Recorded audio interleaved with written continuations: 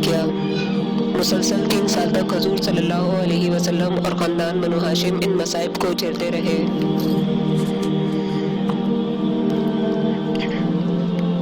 यहाँ तक कि खुद कुरैश के कुछ रहम दिलों को बनु हाशिम की इन मुसीबतों पर रहम आ गया और उन लोगों ने जालिमाना मुआहिदे को तोड़ने की तहरीक उठाई। चुनांचे हिशाम बिन उमरू आमरी, ज़ुबैर बिन अबी उमय्या, मतम बिन अदी, अबू अल बख्तरी, ज़मा बिन अल अस्वद वगैरह, ये सब मिलकर एक साथ हरम काबा में गए और ज़ुबैर ने, जो अब्दुल मुत्तलिब के नवासे थे,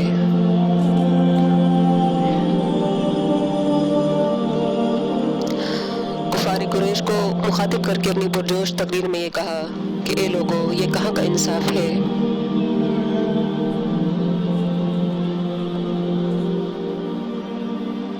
कि हम लोग तो आराम से ज़िंदगी बसर कर रहे हैं और ख़ानदान बनु हाशिम के बच्चे भूख प्यास से बेकरार होकर बिलबिला रहे हैं।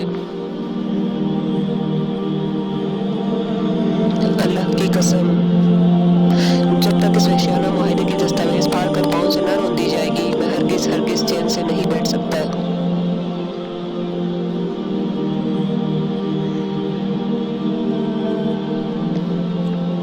ये तकरीर सुनकर अबू जहल ने तड़प कर कहा कि खबरदार, हरगिज़ तुम इस मुआहिदे को हाथ नहीं लगा सकते।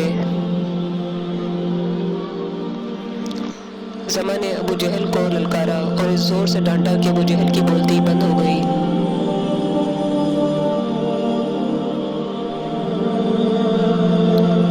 इसी तरह मतम बिन अदी और हिशाम बिन उमरू ने भी अबू जहल को झड़क दिया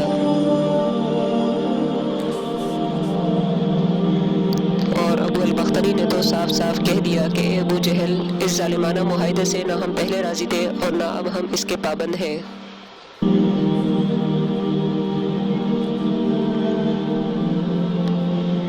इसी मजमे में एक तरफ अबू तालिब भी बैठे हुए थे। उन्होंने कहा, ए लोगो, मेरे भतीजे मोहम्मद सल्लल्लाहु अलैहि वसल्लम कहते हैं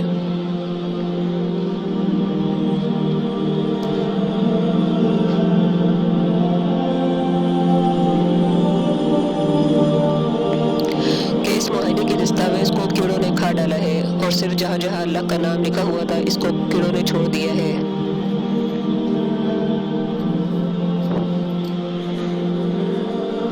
लिहाजा मेरी राय ये है कि तुम लोग इस दस्तावेज़ को निकाल कर देखो। अगर वाकई इसको कीड़ों ने खा लिया है तो इसको चाक करके फेंक दो।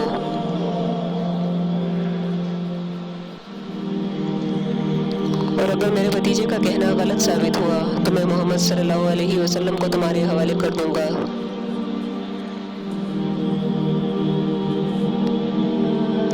ये सुनकर मतम बिन अदी काबा के अंदर गया और दस्तावेज़ को उतार लाया और सब लोगों ने इसको देखा तो वाकई मौजूद अल्लाह ताला के नाम के पूरे दस्तावेज़ को कीड़ों ने खा लिया था।